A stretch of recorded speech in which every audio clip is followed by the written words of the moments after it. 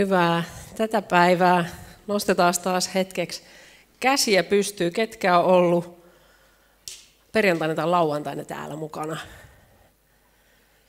Ihanan iso joukko. Edelleen arvostetaan, että tulitte jälleen ja ihan olla yhdessä tässä. Ollaan saatu viettää hieno viikonloppu rukoille ja ylistäen. Toivottavasti sinun henkilökohtainen kokemuksesi voi olla jossain siellä päin myös. Ja onkin sitten ehkä erikoista, mutta haluan tässä kohtaa viikonloppua todeta, että rukous voi joskus olla tosi vaikeaa. Ja haluan olla pienen hetken sinun rinnalla, joka niin koet.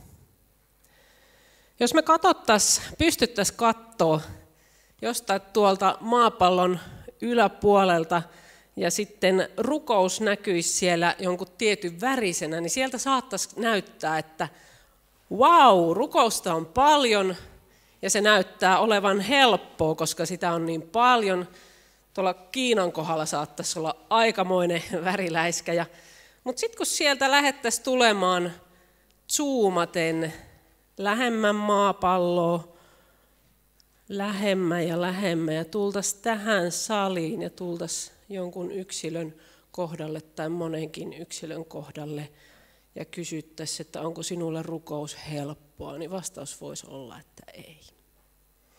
Jos sieltä kysyttäisiin, että onko sulle helppoa rukoilla sun aviopuolison kanssa ääneen, vastaus voisi olla, että ei ole kovin helppoa.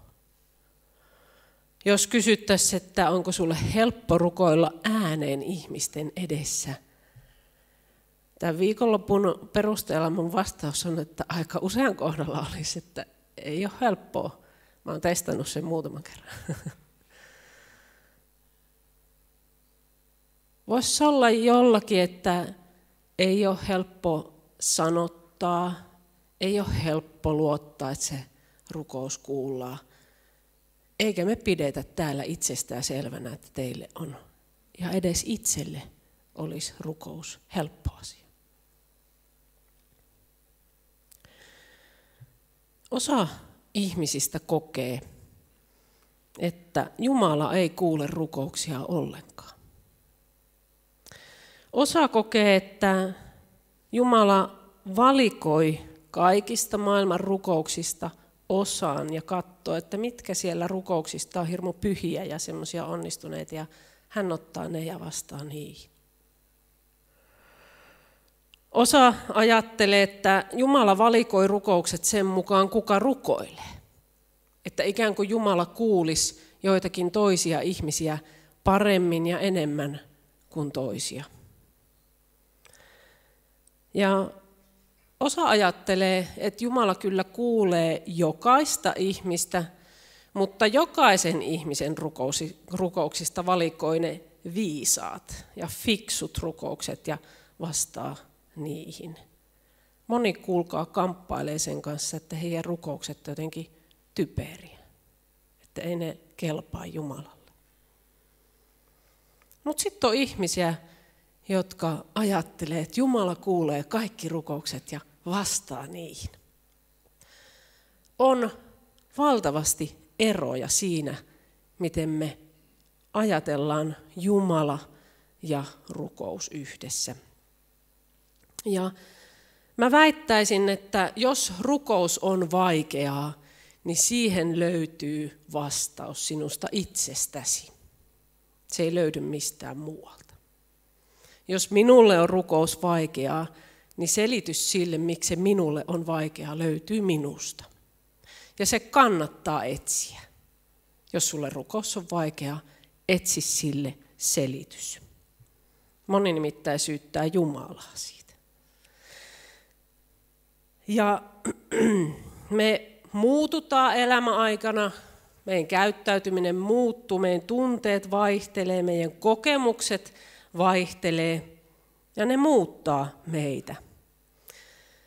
Ja mä uskon, että monen kohdalla, jolle rukous on vaikeaa, niin se selitys saattaa löytyä sieltä lapsuudesta jo. Ihmissuhteista, miten sua on hoivattu, miten sun tarpeisiin on vastattu ja miten sua on kuultu.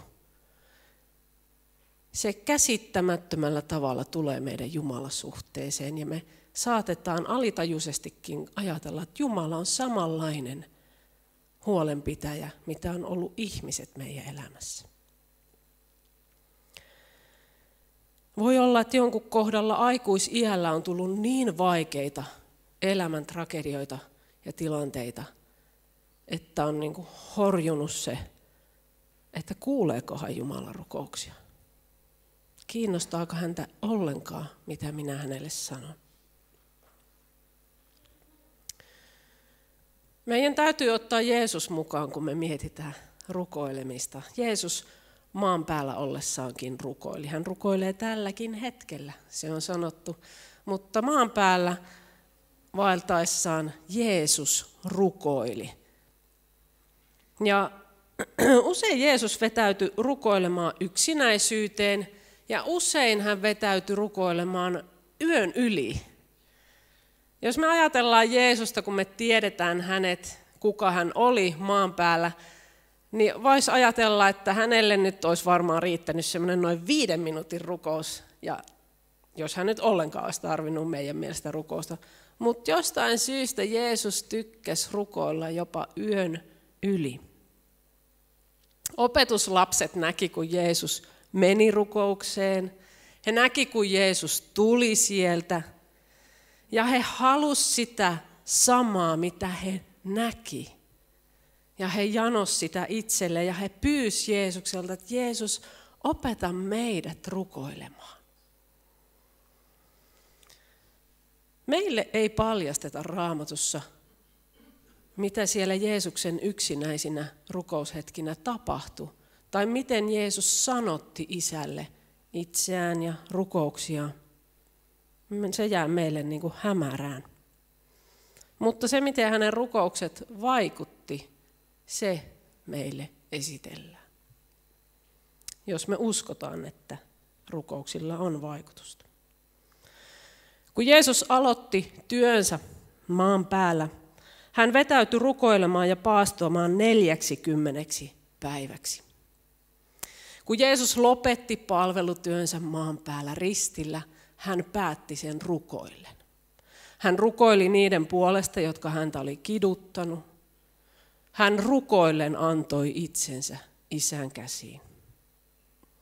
Jeesus oli rukoilu ennen kuin hän käveli veden päällä, ennen kuin hän valitsi opetuslapset. Ja muistatte sieltä senkin hetken, kun Jeesus saapuu tilanteeseen, jossa ollaan kivittämässä naista, ja miten nerokkaan viisaasti Jeesus armonsa osoittaa tuossa hetkessä. Sitä hetkeä ennen Jeesus oli rukoillut yön yli. Jeesus kävi rukouksessa läpi suurimmat pelkonsa ja kauhunsa Getsemanessa. Ja kun Jeesus rukoili, 5 leivällä ja 2 kalalla ruokittiin tuhansia. Kun Jeesus rukoili, sairaita parani, kuolleita heräsi. Rukouksella on merkitystä. Jeesus on antanut meille esimerkin siitä itse. Mä puhuin joulukuussa puheen sukupolvien yhteydestä. Jos olit kuuntelemassa tai olet kuunnellut sen netistä, niin muistatte, että nostin siellä tällaisen hengellisen vanhemmuuden ja sukupolvien yhteyden esikuvaksi meille Paavalin ja Timoteuksen välisen yhteyden. Timoteus oli Paavalin nuori työtoveri ja Paavalille hyvin rakas. Paavali oli itse jo iäkäs ja kokenut mies. Puhuin silloin myös siitä, miten Paavali tiesi kyllä, minkälaiset koetukset Timoteusta, nuorta Timoteusta oli vastassa ja odottamassa hengellisessäkin työssä. Ja hän varustaa Timoteusta kirjeissään noita tilanteita varten, että Timoteus ei menettäisi uskoa. Henki oli sanonut Paavalille selvästi, että niin tulee käymään monille, että he luopuvat uskosta. Väärien oppien vaikutuksesta, valheitten vaikutuksesta, sen vaikutuksesta, että he ahnehtivat rahaa ja rikkauksia. Ja Paavalilla oli huoli ja hätä Timoteuksen elämästä, kun hän tiesi itse pian kuolevansa. Joten Paavali pistää kaikki peliin. Ja hän kehottaa Timoteusta kilpailemaan hyvän uskon kilpailun, tarttumaan kiinni iankaikkiseen elämään, karttamaan pahaa, olemaan uskovien esikuva ja valvomaan itseään ja opetustaan. Ja tänään mä jatkan vähän siitä edellisestä puheesta ja me pysähdytään valvomiseen. Itsensä valvominen on elinehto sille, että me voidaan kilpailla hyvä uskon kilpailuja, että me kyetään tunnistamaan pahaa ja karttamaan sitä. Että me pysytään terveessä ja oikeassa opissa, erityisesti tänäkin aikana. Meidän täytyy valvoa opetustamme ja sitä, miten me ja mihin me uskomme. Kun Paavali kehotti Timoteusta valvomaan itseään ja antoi hänelle näin merkittävän ohjeen elämänsä, hän ei kuitenkaan jostain syystä anna sille ohjeelle selkeää toimintakaavaa, miten Timoteuksen sitä kuuluisi tehdä. Ei tule monen portaan strategia, systeemiä, mitä Timoteus voi seurata, kun itseään valvoo. Mutta tuota jaetta aikaisemmin Paavali sanoo Timoteukselle näin. Kehotan siis ennen kaikkea. Kehotan siis ennen kaikkea. Anomaan, rukoilemaan, pitämään esirukousta ja kiittämään kaikkien ihmisten puolesta. Hieno ohje. Ja minä liitän nämä toisiinsa. Kun me ylistetään ja rukoillaan, se sisältää tosi paljon. Se sisältää tosi paljon, hyvin paljon enemmän Jumalan puolelta kuin meidän puolelta. Ja Jumalan puoliset jutut, niin ei me pystytä niitä selittämään, ei me pystytä niitä ehkä käsittämään, ei näkemään. Me ei voida selittää, mitä Jumalan maailmassa tapahtuu, kun me rukoillaan. Meidän täytyy uskoa, että siellä tapahtuu. Mutta me ei voida sitä selittää. Mutta sitten siellä on meidän osuus. Ja tänään mä haluan nostaa sulle, varsinkin sulle, jolle rukous on vaikeaa, esiin tällaisen näkökulman sun rukouksiin. Kun sä rukoilet, sä olet aitiopaikalla elämässäsi valvoa itseäsi. Rukous ja ylistys on hieno keino valvoa elämäänsä, omia ajatuksiaan, omaa vaellustaan ja suhdetta Jumalaan ja lähimmäisiin. Ja mä otan muutaman esimerkin tähän. Lähdetään synnin tunnustuksesta. Kun me tunnustetaan Jumalalle rehellisesti ja avoimesti meidän synnit, jotka me itse näemme ja tiedämme, me näemme samalla omaan pimeyteemme. Se ei ole meille enää vieras. Me ei tarvitse peitellä eikä selitellä sitä. Me voidaan olla avoimesti itsemme ja Jumalan kanssa oman pimeytemme äärellä. Ja mä voin sanoa, että Jumala on turvallisin paikka oman pimeyden tarkasteluun. Jumala kyllä meidät tuntee, mutta tunnemmeko me itse itseämme? Uskallammeko me tuntea? Synnin tunnustava rukous on vapauttavaa rukousta. Kun me terveesti ymmärretään, mitä syntien tunnustaminen on, se ei tarkoita sitä, että me sillä muutamme pimeyteen ja otamme identiteetiksemme syyllisyyden ja häpeän, vaan aivan päinvastoin. Very welcome. Do you understand what I speak? Okay, yeah, we have translating, ting. Karl, otatko siitä? Aika kivat 4 kaveria saapu paikalle. Täällä osaa muut paremmin englantia kuin minä. Onneksi tämä meni nettiin, niin voitte oikein kelata aina tuon mun sanan sieltä. Että miten se Hanna lausui sen ihan päin metsään. Ihme, että osaa puhua suomea.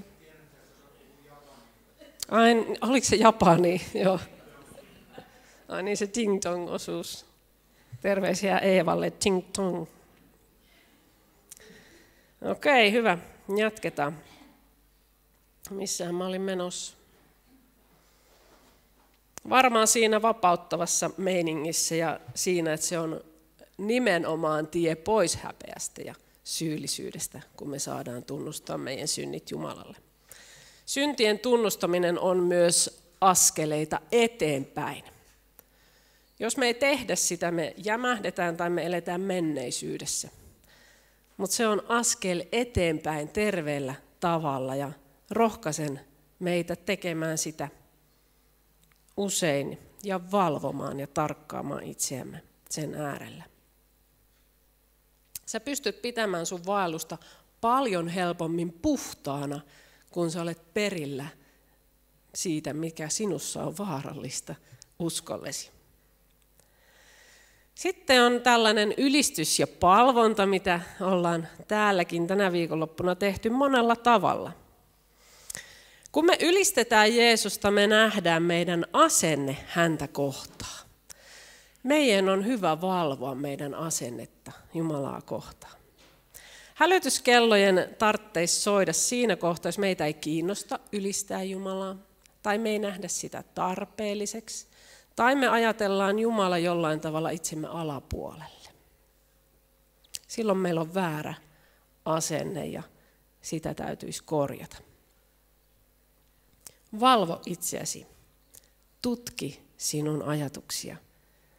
Miten suhtaudut tänään siihen, mitä äsken laulettiin? Miten suhtaudut tänään siihen, että Jeesus kuoli, ylös nousi ja sovitti kaikki sinun synnit? Onko se ylistämisen arvoista? On hyvä huomioida myös se, että ylistys ja laulu ei ole aina, ylistys ja palvonta ei ole aina laulamista. Älä tee itselle siitä taakkaa, että jos et sä tykkää tai osaa laulaa, että no okei, tämä ylistys ei ole sit mun juttu. Kun sä esimerkiksi sanot aamulla, että ei, totta vie on hyvännäköinen ilma. Se on ylistämistä. Kun sä ajat autolla töistä ja sulla tulee semmoinen mieli, että oi, että töissä meni hyvin ja ratkesi yksi vaikeakin juttu, että kiitos Jeesus, että autoit, sä ylistät. Se on tosi paljon muutakin kuin sitä, että me lauletaan täällä ylistystä, vaikka se on tärkeä osa ja monille kaikista luontevia ja helppoa. Mutta tee tietoisemmin sitä, että kun sä sanot, että kerta kaikkiaan mikä ilma, niin ota ajatuksissa ymmärrys, että mä ylistän. Mä saan arjen keskellä monin tavoin ylistää Jumalaa. Se vaikuttaa teidän suhteeseen ja pitää Jumalan Jumalana ja sinut ihmisenä. Viimeisenä, minkälaisen rukouksen otan tähän, on esirukous. Rukouksia on monenlaisia, mutta että päästään ylistämään ja rukoilemaan, niin tämä on nyt viimeinen tällä erää. Kun sä rukoilet toisten ihmisten puolesta, se paljastaa sulle, mitä sinä pidät tärkeänä sun ulkopuolella. Kenen puolesta sä haluat rukoilla, kenen puolesta sä et pysty rukoilemaan. Se paljastaa sulle sun suhdetta toisiin ihmisiin.